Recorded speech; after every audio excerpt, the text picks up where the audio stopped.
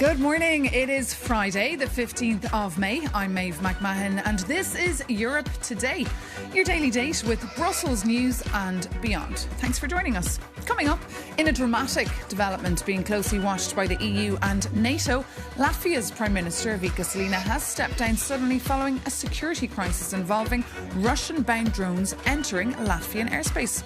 We'll bring you up to speed on the growing political crisis, which began with the resignation of the Defence Minister, Andris Shpruz, who we'll be hearing from exclusively this morning on Europe Today. And in Beijing, the US President Donald Trump enjoyed a state banquet last night before tea with the Chinese President Xi Jinping today. From Taiwan to trade, the Middle East to tech, President Trump described the discussions as, quote, extremely positive, adding that Xi was a, quote, great leader. Meanwhile, Iranian and Russian foreign ministers have met on the sidelines of a BRICS gathering in New Delhi. With the conflict involving Iran ongoing, India is balancing ties between Tehran and fellow BRIC partner, the UAE. The EU, which signed a historic deal with India this year, also watching this gathering closely. But first, EU and key NATO member Latvia is facing political turmoil after the Prime Minister stepped down. The crisis stems from what critics are calling a major security failure, placing the Baltic frontline states' defence architecture under intense scrutiny. For more, we're joined here in the studio by our correspondent, Angela Scugins, who happens to have Latvian roots, so we're in very safe hands here with you, Angela, with this story. So just tell us what happened to the Prime Minister. And by the way, our viewers met her here when we interviewed her recently on Europe Today. Good morning, Maeve. So yes, the Latvian Prime Minister, Vika Salina, she held the top job for 3 years, announced that she would resign yesterday. She is from the centre-right political party, the Unity Party. Now, it stems from political infighting. I won't get into the weeds of that just yet, following a major drone incursion that happened on Thursday last week. Now, she demanded the resignation of the then Defence Minister, Andris Shpruz. He stepped down. She offered a replacement. He was widely panned, but let's take a listen to what she told Latvian citizens yesterday regarding why she resigned. Faced with a strong professional candidate for the position of Minister of Defence, political empty talkers chose not a solution but a crisis, a government crisis. That is why I am announcing my resignation as Prime Minister. This is not an easy decision, but it is an honest decision in this situation.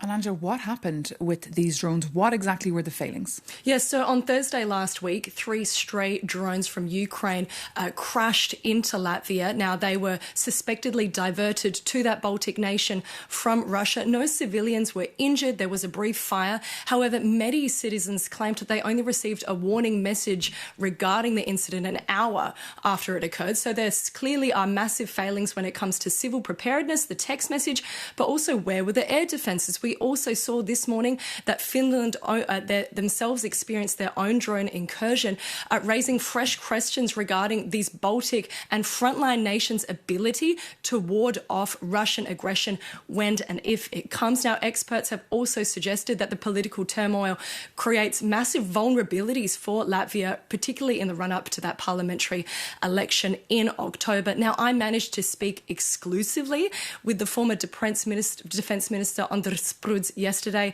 regarding what exactly happened last week, the failings. He said that he takes full responsibility for that drone incursion. But let's take a listen to what he had to say regarding what he would have done differently next time.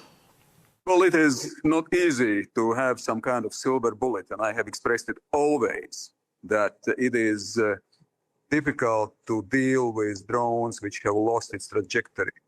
And that's why I am realistic, and I've been always realistic, and I've been also communicating that there are some realistic constraints what is possible to do.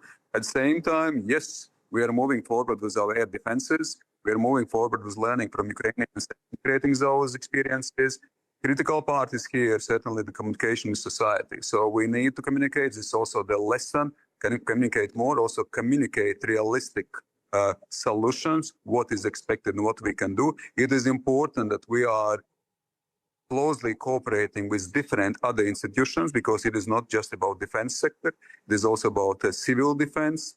municipalities, and also the interior ministry and institutions are extremely important. So there is a spectrum of things which have to be done. Speaking of the eastern flank, of course, those countries that are on the front line of defence when it comes to Russian aggression, if it were to push past Ukraine, does this political crisis not create a chink in that armour?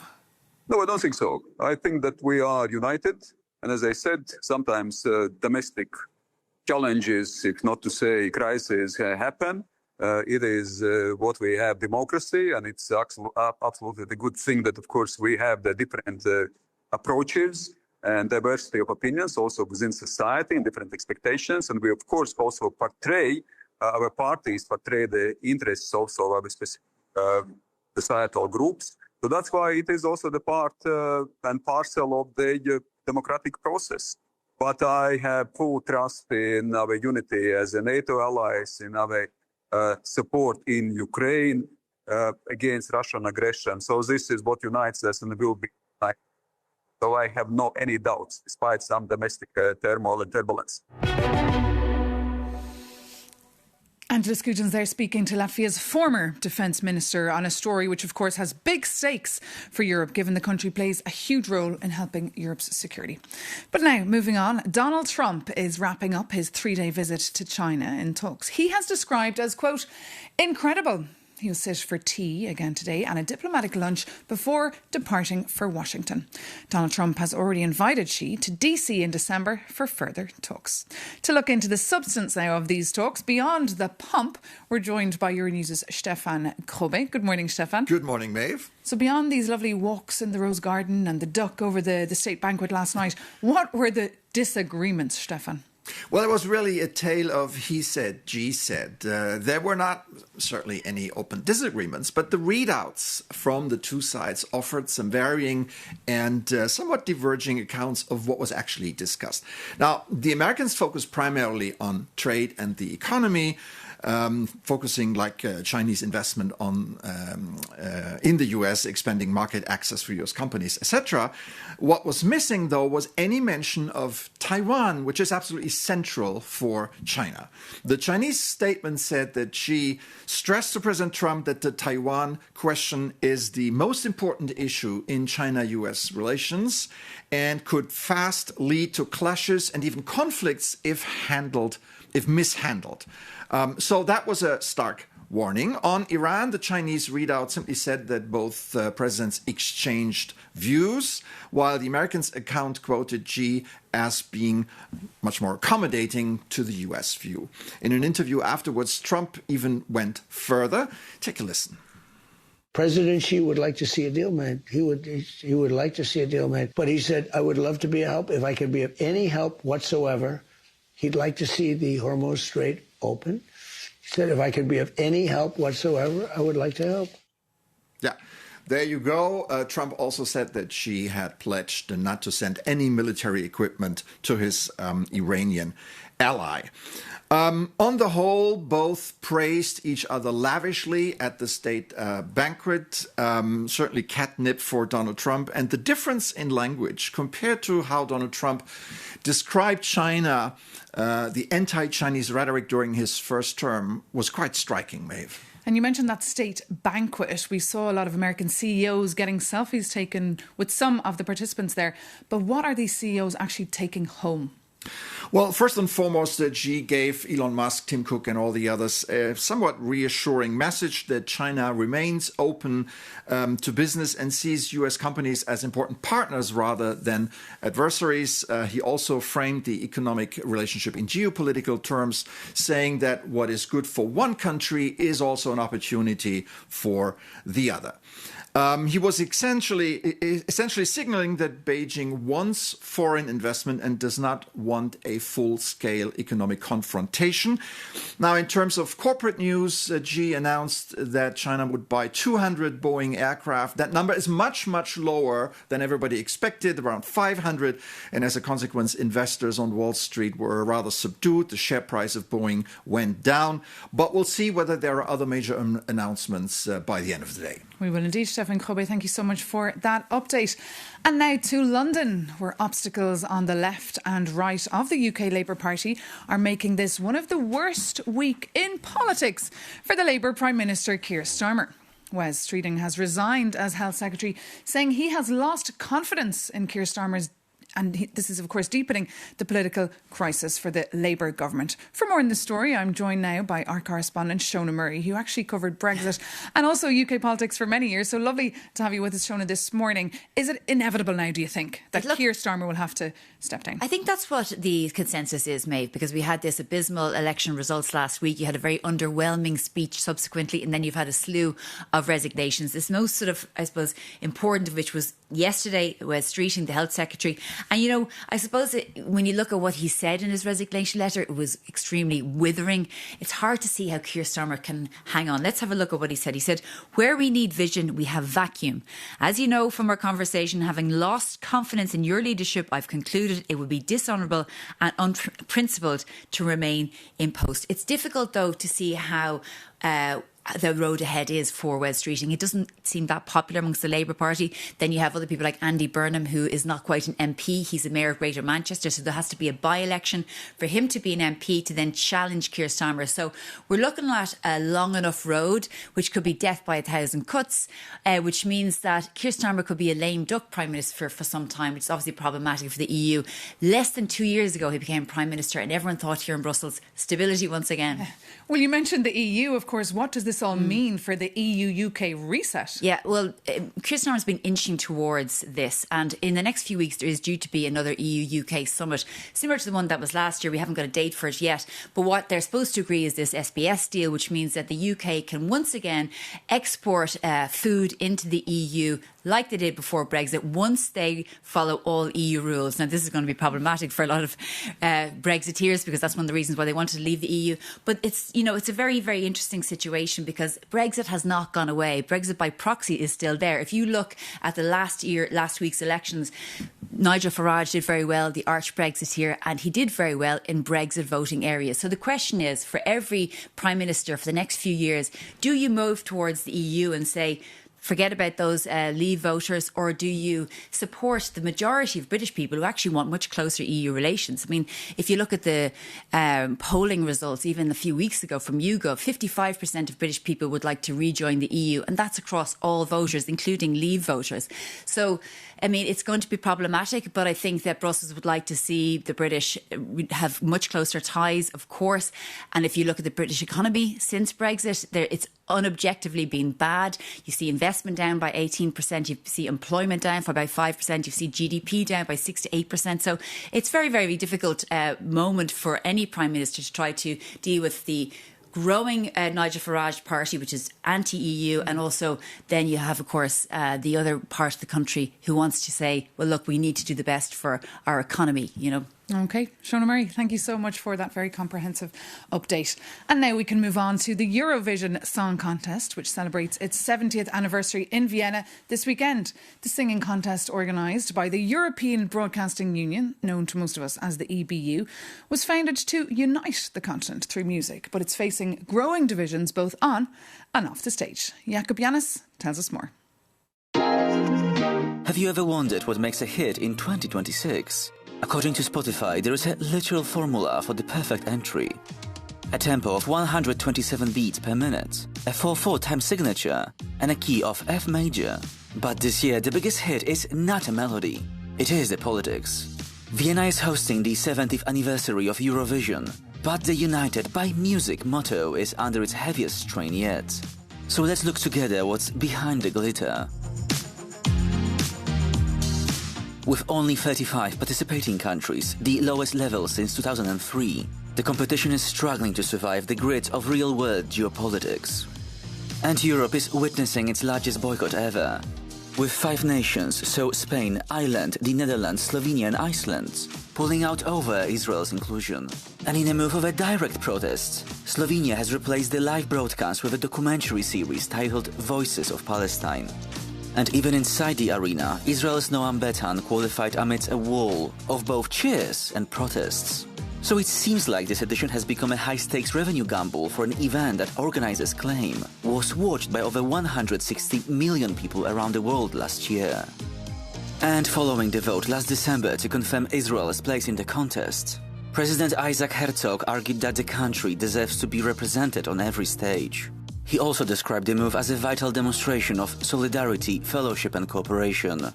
And Israeli officials have accused their critics of wide-ranging campaign against Israel's participation in Eurovision, with the Israeli Ministry of Diaspora Affairs saying it has identified a sharp increase in anti-Semitic and anti-Israel tones surrounding the contest. But one thing is certain: whether through boycotts or ballads, Eurovision remains the only stage where continent's tensions are performed in 3 minutes of pyrotechnics, strobe lights and perhaps even some music in the background too.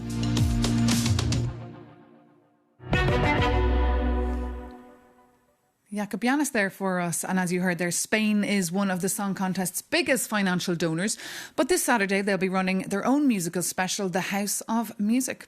For more, Euronews' Amaya Echevarria asked Spain's culture minister, that's Ernest Urtasun, if this was still a music festival or really a geopolitical battlefield. Some years ago, we were very fast in excluding Russia from Eurovision. And we are applying, the EBU is applying a double standard here by allowing Israel, which is committing a genocide in Gaza, and which I have to remind has an ongoing investigation in the International Criminal Court for very grave crimes in Gaza. We're allowing them to participate. So those double standards we do not accept. And as a Minister of Culture, I have to say that I will never accept that culture is used to whitewash very grave criminal crimes at international level. The slogan of Eurovision is indeed united by music. Do you think that this year is music dividing people? It's not music, it's not dividing people. What it's dividing people, I have to say, is the decision not to exclude Israel from the competition. It's not about music. Music is a moment of celebration. And the Eurovision has always been a moment of celebration. We're very happy as Spaniards to take part in Eurovision every year. But the thing is, when you have a contest where countries are represented and you have both Russia and Israel with a current investigation by the ECC, you cannot turn a blind eye around that. And when you allow Israel to participate, you're actually using culture to whitewash what is going on there. So and we are not ready to accept, but we are not ready to accept that neither in Eurovision, neither in the Biennale in Venice, where we also had that discussion around the participation of Russia and Israel. The Spanish position is very clear. Do you think that other countries that are accepting to participate are also doing a political statement? Look, every country can decide on its own. It's not up to me to say whether a country is right or wrong in participating. We have decided not to. The decision that I would like to criticize is not the decision of those countries to maintain their participation. The decision that I would like to criticize, which I think is wrong, is the decision of the EBU board to allow Israel to participate. This is what is wrong from the beginning. From here, of course, and there are several countries that we have decided not to participate because we don't want to participate in those circumstances. And is this position that has been taken by the government of Spain supported also by people and in Spain and also people in Europe? I have the impression that people in Spain are very proud that our broadcaster decided not to participate. And it's with pain, because people love Eurovision in Spain. It's not that we don't like the contest. We love the contest. It's massively followed every year. So it's a difficult decision. But I think people in Spain are very proud that the broadcaster took that decision, because I think the very vast majority of Spaniards reject war, reject genocide, and are outraged at what is going on in Gaza. So yes, I think we have the backing of our people, yes. I mean, we are a country that we love to take part in Eurovision. But again, we will only take that decision if a cultural event like that one will not be used to whitewash something very, very dangerous and something very, very grave like the genocide in Gaza. And that was the Spanish Culture Minister there, Ernest Urtasun. And let us know if you're watching the Eurovision this Saturday night and how you feel about these boycotts. You can write to us at europetoday@euronews.com. Despite the controversies, the Euronews Song Contest is, of course, very popular. It attracts around 160 million viewers on TV. But that brings this edition of Europe Today to an end. For more news on all the stories we're covering this morning, including that drone alert in Finland and the bombings in Kyiv, do visit euronews.com. But thank you so much for joining us. Take care and see you very soon here on Euronews.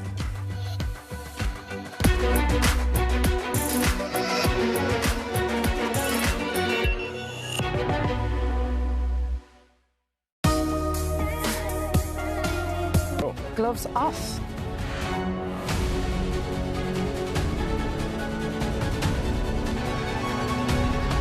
There was a favoritism aspect here. How is your fight going on? Do you see Europe moving? So there's no need to wait for President Trump. The EU should go